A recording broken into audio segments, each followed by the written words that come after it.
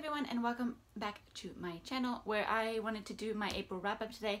I'm doing this about a week early because I am leaving for the United States. I'm going back home in actually just a few hours. I need to finish packing, but before that I wanted to film so that I could take care of all of the topics that I need to get covered while I'm still in Japan. But yeah, I'm going on a 1-month holiday back to the States, my first time back home in 3 years, so I'm super excited and ready to eat a lot of tacos and a lot of fajitas and drink a lot of frozen margaritas and whatnot. So super excited. But yeah, I wanted to get this April wrap-up done basically. So if I show you the books that I read like this, it looks like I read a lot, which looks pretty good. But only one of those is an actual novel. The rest is all manga. I am in the middle of some other books, some actual novels, but I'll get to those towards the end. But yeah, maybe I should redo this introduction. Welcome back to my channel where I apparently am a booktuber now and I read about 1 to 2 books a month. Yay, content! But yes, I mean, no, seriously, January I read 4 books. February I read 3 books, March I read 2 books, and this April I will have read 1 book. So, you know, it can only go up from here. It can only go up from here. But yeah, let's, the manga, I'm going to be doing a video coming out right pretty much soon after this. That'll be in the manga corner, so you can find out about all the manga that I read in that video instead, because I am separating out my novels and my manga conversations. But basically, just to sum up, I ended up finishing the entire series of Boko Dake ga Inai Machi by Kei Sanbe. This was translated as the title Erased in English. So I finished that, and this is a mystery thriller with a SF element, because our protagonist can go back in time and fix basically this pivotal moment in his life. I also caught up on the latest volume of Gekishifudo, which is my house husband?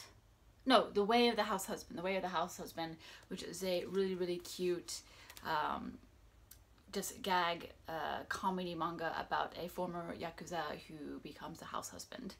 So I caught up on those, and then I started a brand new series that just came out because I noticed the author tweeted some sample pages and I thought it was cute, and that's called Kujima Utaiba Ie Hororo.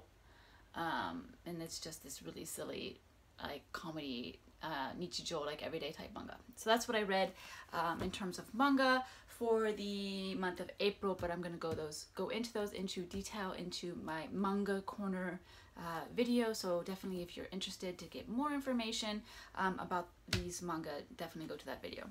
So let's go to the book. I did the one and only book that I completed, and it's embarrassing because I had already read the very first 2/3 of this book at the end of March. I only had a third left, and so I basically finished this book in the very first week of April, and then that's all I read. But that is Juste après la vague by Sandrine Collette. This has been translated. I found out as soon as I released the last video, like an hour after releasing the last video. I found out this has been translated into English as Just After the Wave. I had mentioned in the previous video how I would have edited out the just, but that's just personal preference. I mean, it's not, it's just a thing. I don't find it super necessary, but that's besides the point. But Sandrine Collette is an author that I really, really enjoyed her novel Nothing But Dust. I had found out about this book from Russell on Russell Ink and Paper blog. He had recommended this book, which is why I have it in English, because I didn't realize the author was French. But this book, Nothing But Dust, so the French title is called Rien que de la poussiere. I had absolutely loved and adored this book. So when I found this book, Juste après la vague, at the French language book sale at my local bookstore, I just had to get it because I was so fascinated by her other book that I really wanted to read this, and I had fun with this. So basically what it is, it's a volcano has sort of has collapsed, and because of that the sea water level has risen, and it's completely engulfed basically just all the islands in the area. And this one family of 11, so the father, mother, and their 9 children, are the only survivors in their area because their house is up on a hill. But however, despite the fact that they have survived, that the father realizes the water is still rising, and he knows, along with his wife, that they will have to leave eventually, and that time is a lot sooner than what they thought it would be. So they make the decision to leave the island and go try and find bigger land. But the problem is that not everyone fits on the boat, and because of that, out of the 9 children, they're going to have to leave some kids behind. And so basically the book ends up being in 3 parts. The first book is, so there's an introduction that basically explains the scenario. Then you have the first part of the book that where you remain on the island and you follow the situation with the children that were left behind. The second part goes and deals with the parents on the boat with the other remaining children. And then the third part is basically the part that connects all of it together, creates and introduces new drama, and basically gives us our resolution. I really enjoyed this. I mean, when you see the kids who were left on the island eating through their stash of food way quicker than they were ever supposed to do, you feel so much pain and you feel so much anguish, and you just want to like yell at them, stop, be reasonable. But obviously these are young kids, and you know, they're gonna do what they're gonna do. And then when you get to the parents on the boat and the struggles they have to deal with there, and the emotion the parents have to go through at the idea that they had to leave children behind. I really enjoyed it. I do think the book could have pushed more on that emotional side.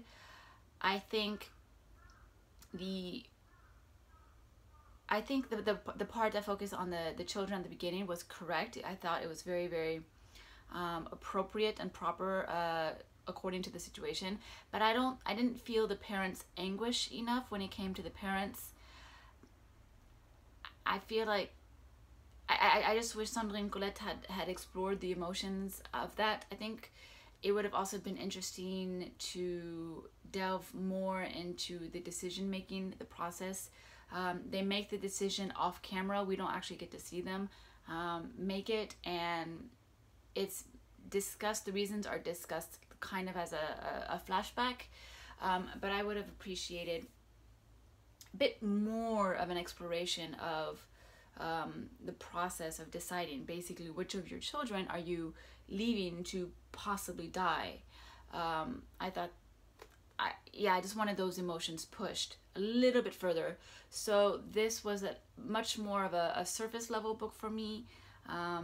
It became more almost of an adventure book with a little bit of anguish and hardship, and obvious it's a very difficult situation, but I do feel it could have pushed a little bit more.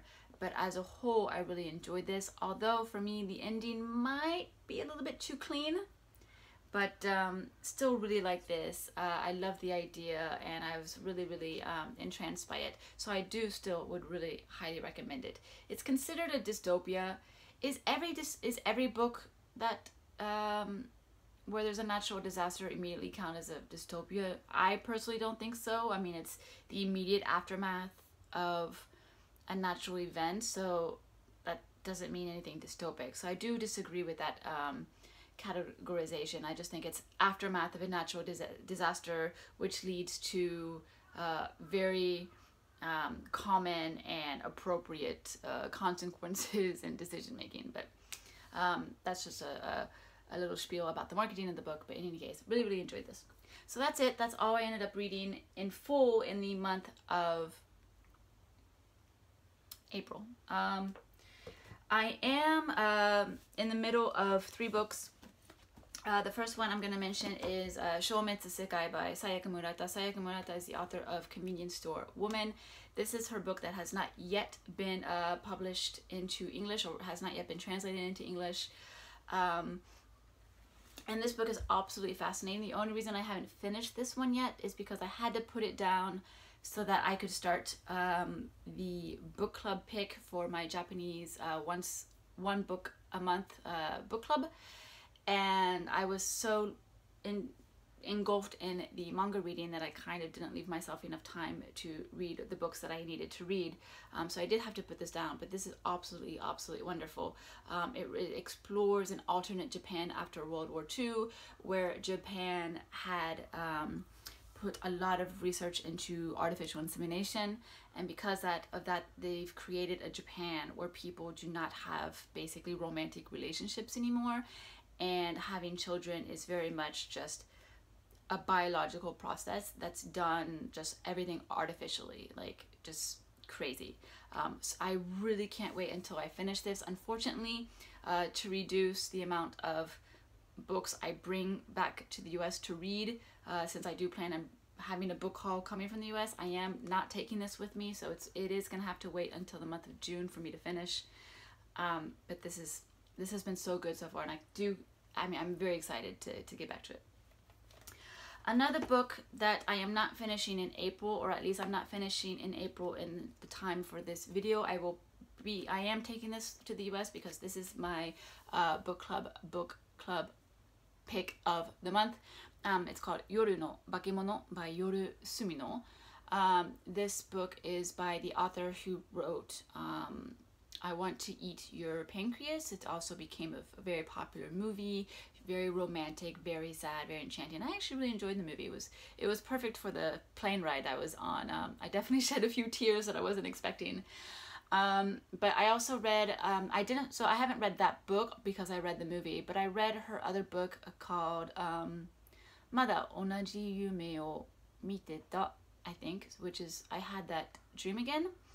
Something along the lines, which has been translated into English as well. All these books have been translated into English, and that one I had actually enjoyed. It was about this precocious child that kind of meets these women figures that are at different ages, and her interaction with them kind of helps her learn about herself and helps her sort of regain a correct path. And I had enjoyed this one, so I had suggested this for our book club pick. And so Yoru no bake mono is called The Beast at Night. I think it's translated, or I become a beast at night, or I am a beast at night. But in any case, I'll put the English translation in the description box below. But what is this book about? It's about a young man who literally becomes a monster, a beast at night. And one night just by appearance, not by personality, but one day he sneaks into the school at night to recover his assignment that he had left behind, and he meets this girl who turns out she spends an hour every night in school just having her nighttime break, her nighttime rest, whatever that means. I haven't gotten to the part where it explains what that means. But basically this book is about school bullying, and it's hard, it is tough. It's not fun to read at all because of the whole school bullying aspect, and I'm very curious to see where we're gonna keep going with this book. But I can't say it's an easy read. It's not a fun read. It's kind of been a struggle to read this. That does say a lot about the effectiveness of the writing of the author, and in showing the viciousness of school bullying, particularly in Japan. So I think it's very effective at that, but it's not necessarily something I want to read. I have realized it's not really a topic that, I've been a teacher myself, and I never saw this kind of extent of bullying. I've been bullied a little bit myself, but just a smidge, like an appropriate dose for kids exploring their personalities. But this is just crazy bad. I am taking this one back to the US with me so I can read it on the plane, etc., and finish it, so you will see it in my May wrap up. Another book I had started with the intention of reading it all, and it's like all these books, like this book, 200 pages. I could have easily finished this in 2 days, but my mind was elsewhere. But yeah, I was, gosh, I hate this because I'm halfway through and I could finish this so easily, but it is what it is. Sometimes these things happen. But the book in question is the most famous, Silence by Shusaku Endo. Yes, this is Shusaku Endo's probably most famous work. I have not read it because while I've read most of the major works of the major Japanese authors in Japan, I have kept a few unread so that I can have something to look forward to. And it just felt like the moment to finally read this, especially since I am really interested in watching the movie as well. So I am halfway through this and it's super, super interesting, but I am going to have to put it down and again wait until June to finish this book. But Silence is Shusaku Endo. Shusaku Endo is a phenomenal author, one of the great major Japanese authors. And what's interesting about him is he was a Christian and he explores Christianity a lot in his books, which is very, very unique to basically Japanese society and Japanese author and Japanese writing. And this particular book, Silence, is about these two missionaries who decide to go to Japan to find out what happened to another missionary who apparently was this most incredibly respected missionary who really just had been serving the Lord, the God, whatever, for about 30 years. And then suddenly the message comes that he had given up on his faith. And this very impossible to believe event is what led these missionaries to come to Japan to find out what happened. And so basically you're exploring this time period in Japan where Christians are being persecuted, are being tortured, being executed, and it's very dangerous for the missionaries to be there. So yeah, I'm in the middle of this, but again, I'm gonna have to wait till June to finish this. So a kind of a strange month, but it happens. Like I said, I'm gonna be on vacation for an entire month. I plan on doing a lot of reading. I mean, obviously I'm gonna be catching up a lot with friends and family that I haven't seen in 3 years. So I will be busy with that, but I'm on vacation. Not everyone else is on vacation. So while people are at work, I can read, and I plan on enjoying a book on a terrace somewhere warm and nice and drinking frozen margaritas while reading. So yeah, so hopefully I get a lot of reading done. I do have a lot of videos planned, so definitely super excited for that. So yeah, I will see you in my next video, which will be the manga corner wrap up basically, which I am going to film right now. So see you in my next video. Bye!